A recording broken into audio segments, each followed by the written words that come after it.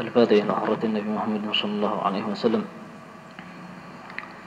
وأزواجه وذريته وجميع سادتنا علي بعلوي خصوصا عن المعنى والبكي والشبيكة والزمى الأفراد وأقدار جميع عبادك الصالحين وملك المقربين أن الله يغفر لنا ولوالدينا ولشيخنا ولآبائنا وأمهاتنا ولأزواجنا وذرياتنا ولجميع المسلمين والمسلمات والمؤمنين والمؤمنات والأحياء منهم والأموات ونوينا حضرنا واستمعنا وكما نوى سلفنا الصالح وإلى حضرة النبي محمد صلى الله عليه وسلم. الفاتحة. إياك نعبد وإياك نستعين اهدنا الصراط المستقيم صراط الذين أنعمت عليهم غير المغضوب عليهم ولا الضالين آمين. بسم الله الرحمن الرحيم. السلام عليكم ورحمة الله وبركاته.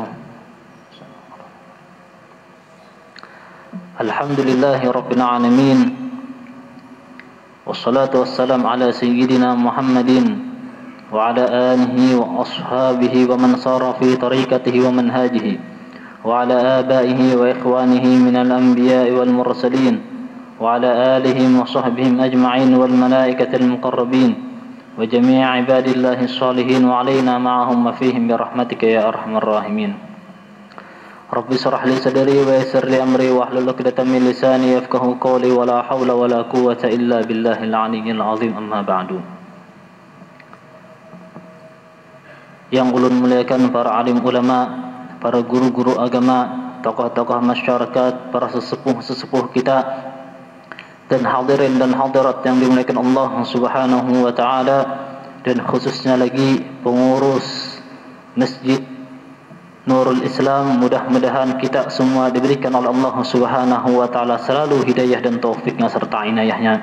Dan mudah-mudahan Allah Subhanahu wa taala sehatkan badan kita, panjangkan umur kita, dijadikan kita orang-orang yang taat, berbakti kepada orang tua kita, taat kepada Allah Subhanahu wa taala, cinta kepada ahlul baitnya Rasulullah sallallahu alaihi wasallam, cinta kepada Rasulullah sallallahu alaihi wasallam, dan mudah-mudahan berkat kita hadir dalam majelis ini Allah Subhanahu wa taala muliakan kita di dunia dan di akhirat. Amin Allahumma amin. Dan salawat serta salam tidak lupa kita hanturkan kepada junjungan kita Nabi besar Muhammad sallallahu alaihi wasallam, yang mana berkat beliau kita bisa hadir dalam majlis yang mulia ini, berkat beliau kita bisa bertatap muka, berkat beliau Allah Subhanahu wa taala berikan anugerah, berikan keutamaan kepada umat-umatnya Rasulullah sallallahu alaihi wasallam, dan serta para keluarga, sahabat serta pengikut beliau hingga hari kiamat. Amin Allahumma amin. Sebelum pertemuan sebelumnya kita telah membahas bahwasanya khalifah yang sah menurut ahli sunnah wal jamaah dan khalifah yang sah menurut nasnya Rasulullah SAW itu berjumlah 30 tahun.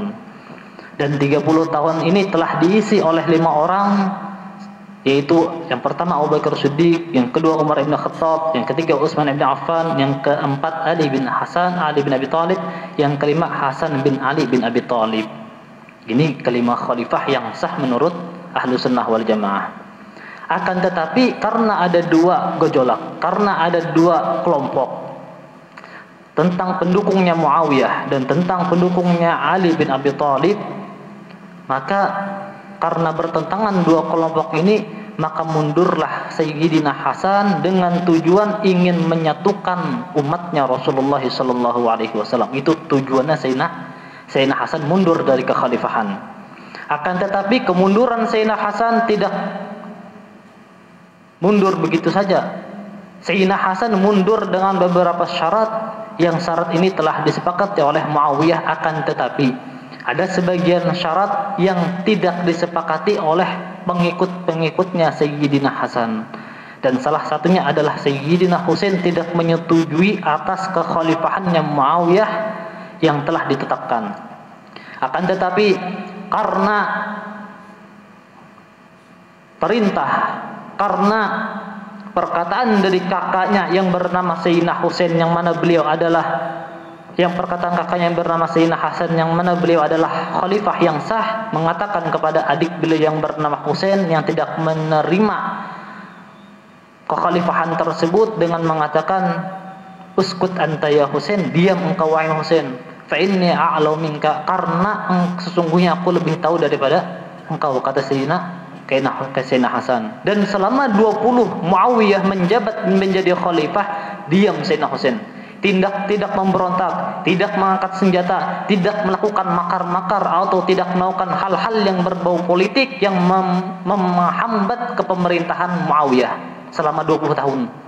Kenapa? Karena taat kepada kakaknya, bukan taat kepada Muawiyah, taat kepada kakaknya yang bernama Sayyidina Hasan dengan mengatakan diam, karena Sayyidina Hasan lebih tahu. Maka selama 20 tahun dipimpin oleh Muawiyah, Sayyidina Hasan diam. Sampai datang masanya meninggallah Muawiyah. Ketika meninggalnya Muawiyah memberikan wasiat, salah satunya adalah bahwasanya khalifah setelah wafatnya Muawiyah itu yang jadi khalifah Yazid bin Muawiyah, anak beliau sendiri. Ini adalah bertentangan dari perjanjian yang dulu, perjanjian 20 tahun yang lalu, perjanjian antara Muawiyah dan Sayyidina Hasan. Sedangkan perjanjiannya sebagaimana pelajaran kita sebelumnya, apabila Muawiyah meninggal atau mundur atau berhenti menjadi khalifah, apabila Sayyidina Hasan masih ada, maka Sayyidina Hasan menjadi khalifah. Akan tetapi apabila Sayyidina Hasan sudah tidak ada, maka yang harus menentukan menjadi khalifah itu adalah syura. Sebagaimana firman Allah Subhanahu wa taala, wa amruhum syura. Maka harus dengan syura, harus dengan permusyawarahan, pemilihan di antara orang muslim. Akan tetapi di sini ya Muawiyah mengangkat Yazid menjadi khalifah. Kemudian kita harus tahu juga alasan Muawiyah. Kenapa Muawiyah mengangkat Yazid? Kenapa? Kada sesuai perjanjian sebelumnya. Ini bertentangan dengan perjanjian sebelumnya. Dan ini yang menjadikan Sayyidina Husain tambah tidak menyetujui Yazid menjadi Muawiyah. Amun bahasanya tuh Muawiyah aja kada disetujui, apalagi Yazid anaknya. Kan bahasanya kayak itu. Jadi alasan Muawiyah apa? Kenapa Muawiyah jadi mengangkat Yazid? Yang pertama, kata Muawiyah, menilai Yazid itu layak menjadi khalifah. Jadi menurut Muawiyah, itu pertama Yazid layak menjadi khalifah. Yang kedua, ingin menyatukan umat Islam.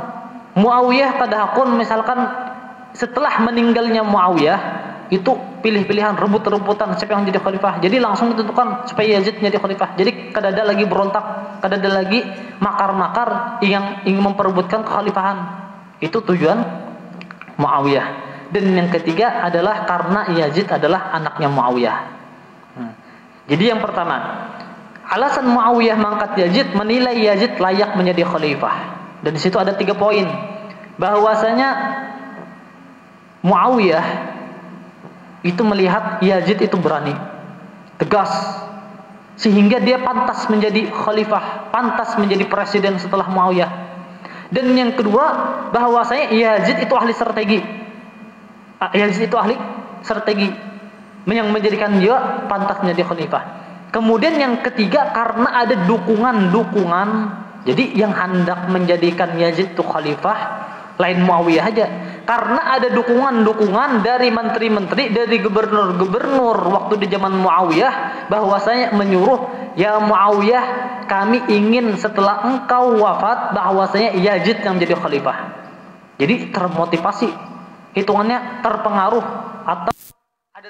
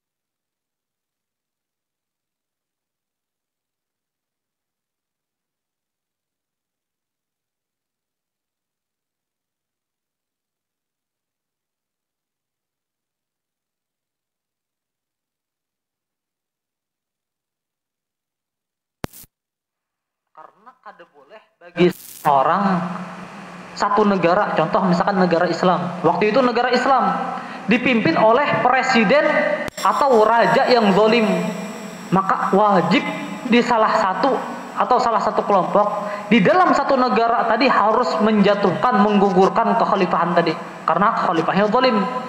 Amun tadada orang-orang yang menjatuhkan kekhalifahan tadi dan inya tahu bahwasanya khalifahnya zalim, maka berdosa seberatan. Maka karena itu Sayyidina Husain, karena beliau adalah cucunya Rasulullah yang pantas, yang berhak, dan bahkan menjadi panutan untuk maju untuk menjatuhkan Sayyidina Husain. Karena apa? Karena menahi amar ma'ruf nahi mungkar.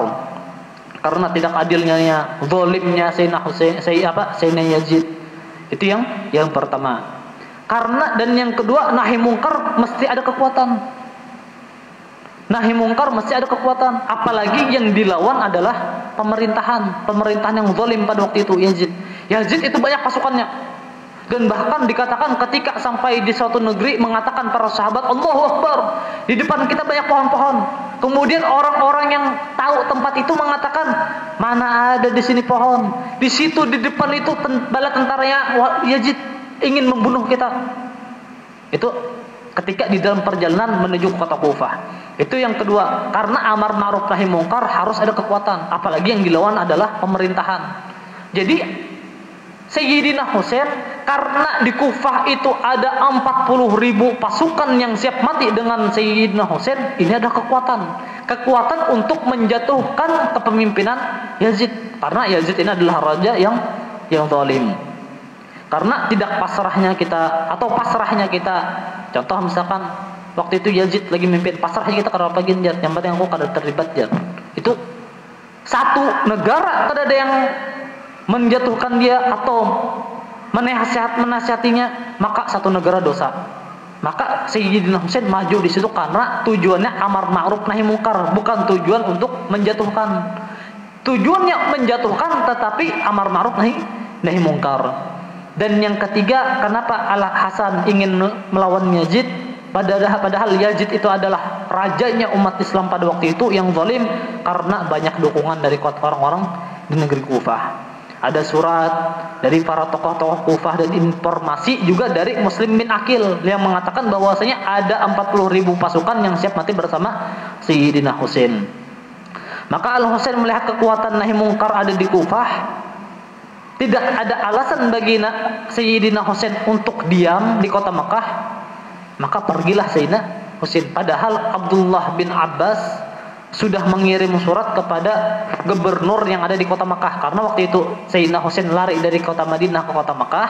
Abdullah bin Abbas ada di kota Mekah, mengirim surat kepada gubernur yang ada di kota Mekah bahwasanya supaya menjaga keturunannya Rasulullah Sallallahu Alaihi Wasallam, Sayyidina Husain yang ada di Mekah. Akan tetapi Sayyidina Husain kadang mencari aman. Sayyidina Husain tujuannya amar ma'ruf nahi mungkar. Amar ma'ruf nahi mungkar. Masalah hendak aman, Sayyidina Husain berdiam di Mekah, sudah dijaga karena gubernur Mekah sudah menjaga. Akan tetapi Sayyidina Husain ke Mekah karena ingin amar ma'ruf nahi mungkar. Itu tujuan Sayyidina Husain. Akan tetapi ketika Sayyidina Husain ingin menuju ke kota Kufah, itu sampai kabar ke Yazid bin Muawiyah. Maka Yazid bin Muawiyah ini, bahasanya itu jebakan Batman, tahu lebih kan? Jebakan Batman nih.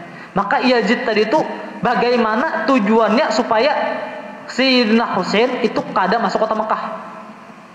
Bagaimana caranya? Yang pertama menteror Sayyidina Husain di kota Mekah. Jadi di Mekah aja diteror sudah. Diteror dari Madinah diteror sampai kota Mekah. Di Mekah juga diteror, Sidin. Seakan-akan kada ada tempat bagi Sayyidina Husain. Sampai-sampai Sayyidina Husain kada ada tujuan lain, kada ada pegangan lain kecuali beliau amar ma'ruf nahi mungkar, karena tidak sahabat-sahabat yang lain karena kada ada dukungan. Contoh misalkan Abdullah bin Abbas adalah sahabatnya Rasulullah. Amar ma'ruf nahi mungkar bisa lah Sidin, kada kuat. Kenapa? Karena kada ada dukungan, kada ada kekuatan. Sedangkan Sayyidina Husain cucunya Rasulullah, banyak kekuatan. Di Kufah ada kekuatan, di Yaman ada kekuatan mendukung cucunya Rasulullah. Maka Sayyidina Husain yang punya kekuatan, sehingga beliau yang ingin amar ma'ruf nahi munkar. Kemudian ketika itu Yazid meneliti bahwasanya di Kufah itu dipimpin oleh seorang gubernur. Karena Sayyidina Husain ingin ke kota Kufah, maka Yazid waktu itu yang ada di negeri Syam mengirim surat ke kota Kufah untuk mengganti gubernur yang ada di kota Kufah. Kenapa? Karena gubernur di kota Kufah yang dituju Sayyidina Husain itu Nu'man bin Bashir. Nu'man bin Bashir ini adalah sahabatnya Rasulullah SAW dan bahkan dekat dengan Rasulullah. Dan sahabatnya Rasulullah jadi gubernur di kota Kufah. Akan tetapi diganti oleh Yazid. Diganti oleh orangnya Yazid. Supaya apa? Supaya mencegah Sayyidina Husain kalau masuk kota Kufah. Dan diangkatlah Ubaidillah bin Yazid bin Ziyad sebagai gubernur di kota Kufah dan Basrah. Jadi waktu itu tuh ada kota Kufah, ada kota Basrah. Basrah itu dipimpin oleh Ubaidillah. Amun Kufah itu dipimpin oleh Nu'man. Karena Nu'man ini adalah sahabatnya Rasulullah, pecintanya Ahlul Bait, bukan orangnya Yazid, diberhentikan Nu'man bin Bashir tadi. Maka diangkatlah gubernur Basrah menjadi gubernur Kufah. Jadi gubernur Basrah ini yang bernama Ubaidillah memimpin dua negara, memimpin dua kota.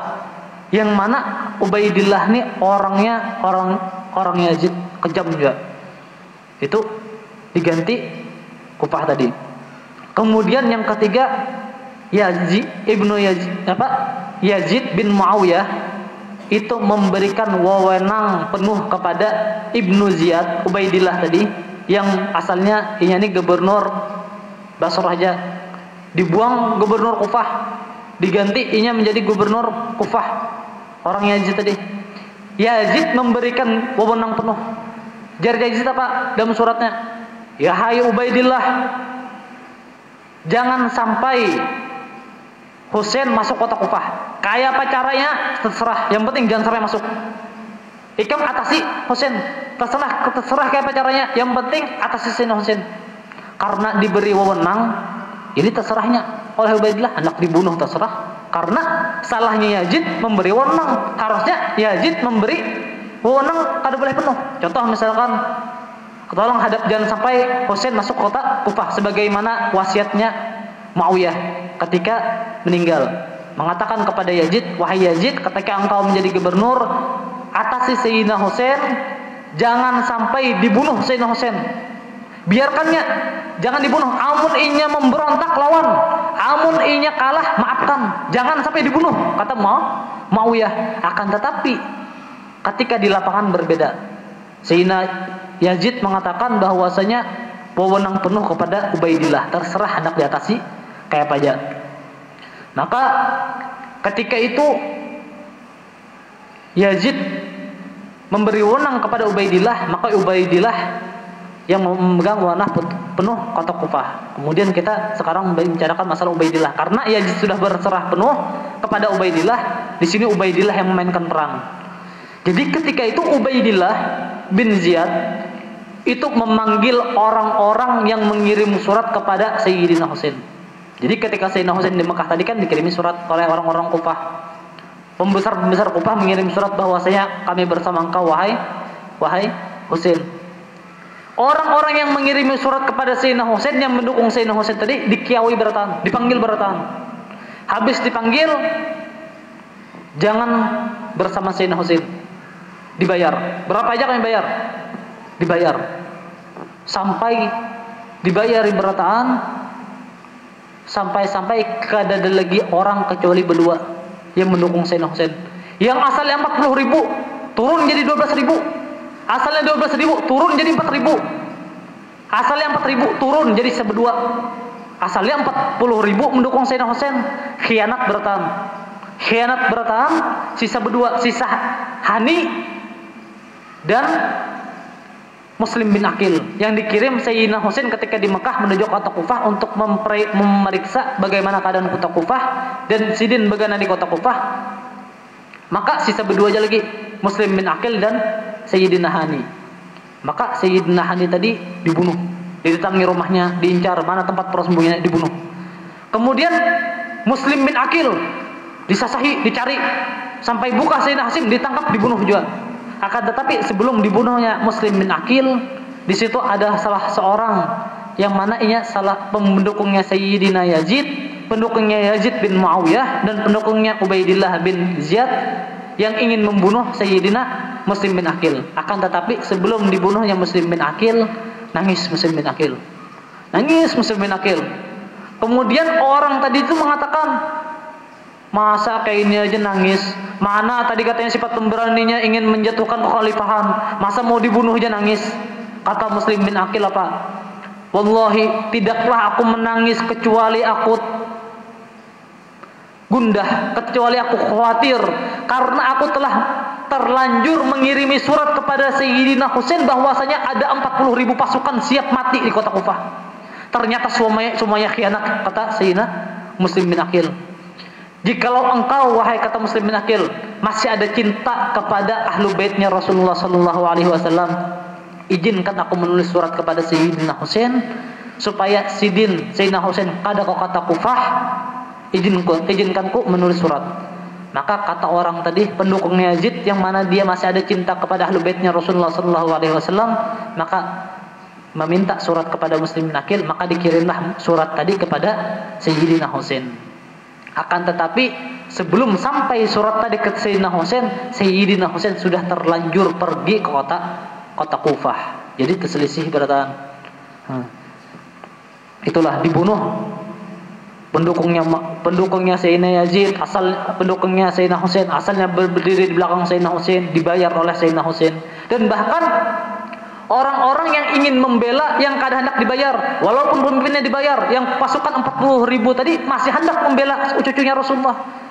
Sampai-sampai dikerahkan seberataan anak lawan bini-bininya. Ketika dikelilingi Sayyidina Husain, di akhir cerita nanti kita akan bahas masalah perjalanan Sayyidina Husain. Rencana hendak membahas perjalanan Sayyidina Husain pada hari ini. Ternyata masih ada lagi sebab-sebabnya, alas-alasannya. Nah, ketika Sayyidina Husain berada di Karbala, banyak orang-orang melihat Sayyidina Husain, ingin membela Sayyidina Husain. Akan tetapi anak-anak, bini-bini yang hendak membela Sayyidina Husain mencari, mana abahku ya, yang hendak membela Sayyidina Husain, ditarikinya beratan. Jangan umpat campur kita aja. Jangan umpat campur, celaka kita. Karena pemimpinnya sekarang bahaya. Lebih baik kita diam, kata orang-orang Kufah. Maka tidak ada yang membela Sayyidina Husain, sehingga semua yang asalnya membela Sayyidina Husain menjadi pengkhianat berataan. Itu sedikit dari sejarah. Dan insyaallah kita akan bahas perjalanan Sayyidina Husain, bahwasanya beliau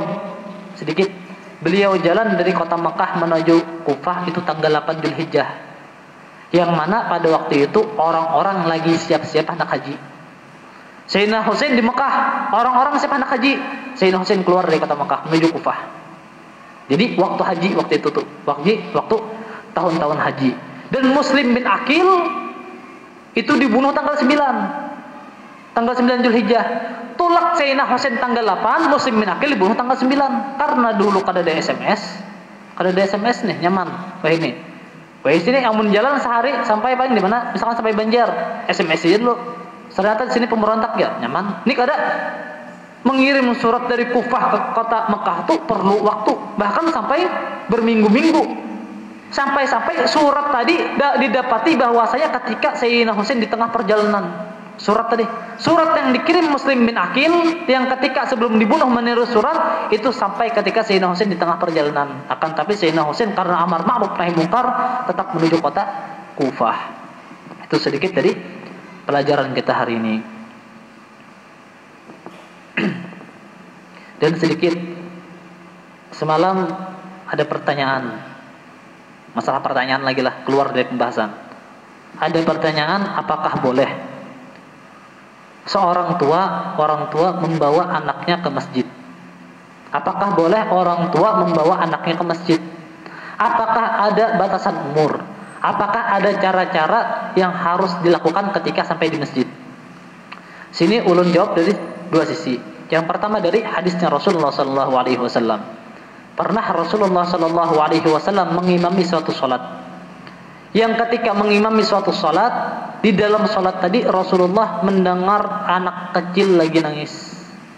Bahasanya itu anak-anak halus di bawah umur 2 tahun lagi nangis. Dan anak tadi ada di ujung masjid karena yang bawa istri sahabat. Istri sahabat salat di masjid membawa anak, ketika di dalam salat nangis anak tadi. Maka Rasulullah bercepat-cepat sembahyang. Cepat-cepat salat ini dalam hukum fikih makanya dalam hukum fikih itu hendak menjadi imam lu lihatin dulu ada yang tuhaka, ada yang anuka. Misalkan anum beratan, ayo hendak 10 juz. Misalkan tuha beratan, coba ya 10 juz, rabahan beratan. Makanya lihatin dulu misalkan sunnah tuh. Ketika orang menjadi imam. Dan ketika itu Rasulullah lagi sholat, mendengar tangisan anak tadi, bercepat-cepat Rasulullah sholat. Dan ketika sholat, Rasulullah bercepat sholat, tuntung sholat, langsung anak kuitannya tadi itu membawa anaknya, menyusui anaknya. Kata Rasulullah SAW, aku takutan, kata Rasulullah, mengganggu sholatnya dari ibu tersebut. Itu yang pertama. Dan disitu menunjukkan boleh membawa anak. Yang kedua, pernah Rasulullah SAW ketika sholat, dari segi hadis, Rasulullah ketika sholat sampai ketika sujud, para sahabat tuh menyangka Rasulullah ini kayaknya meninggal. Rasulullah tuh lawas sujud. Jar sahabat menyangka meninggal kayaknya Rasulullah nih. Sampai bergeretek makmum yang di pertama nih hendak menggantikan Rasulullah. Cuman nungguin dulu. Sakanya kan lawas, Allahu Akbar ya Rasulullah. Tuntung sembahyang, takutnya Rasulullah. Tahulah tadi kenapa aku lawas ya Rasulullah. Kada tahu kami Rasulullah aja. Kami ini menyangka pian meninggal. Waktu aku sujud di sidin, amun kada Sayyidina Hasan, Sayyidina Husain menaiki belakang sidin. Berdiam Rasulullah. Berdiam sampai Sayyidina Hasan atau Sayyidina Husain tadi berjauh. Imbah berjauh bangun sidin dari sembahyang. Itu tanda boleh bawa anak dalam salat. Dan sedikit dari segi manakib abah guru sekumpul. Karena bulan Rajab. Jadi di dalam manakib abah guru sekumpul bahwasanya Abah Sidin yang bernama Abdul Ghani, beliau itu muazin di satu musala atau masjid. Dan Sidin dikatakan oleh penyusun pengarang manakib abah guru sekumpul, tidaklah dari dalam satu hari kecuali abah guru sekumpul itu dibawa Abah Sidin waktu umur 3 tahun, dibawa ke masjid. Dan kebanyakan dibawa itu ketika sholat maghrib. Jadi setiap waktu umur 3 tahun itu kan belum bakal lah tuannya, masih buka-buka. Abah guru sekumpul itu dibawa ke masjid.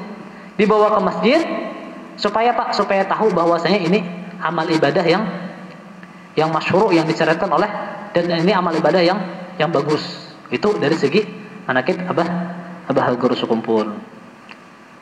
Mudah-mudahan berkat kita hadir dalam majelis ini, Allah Subhanahu wa taala ampuni dosa kita, kabulkan hajat kita, dimudahkan urusan kita, dan mudah-mudahan Allah Subhanahu wa taala selalu memberikan kita hidayah, taufik serta inayahnya sehingga kita bisa hadir dalam majelis ini, sehingga kita bisa berkumpul dalam majelis-majelis yang mulia, dan mudah-mudahan Allah Subhanahu wa taala kumpulkan kita bersama Rasulullah sallallahu alaihi wasallam di surga Allah Subhanahu wa taala. Amin Allahumma amin. Wa ala hadhihi niyyah wa kama salafuna salih al-Fatihah.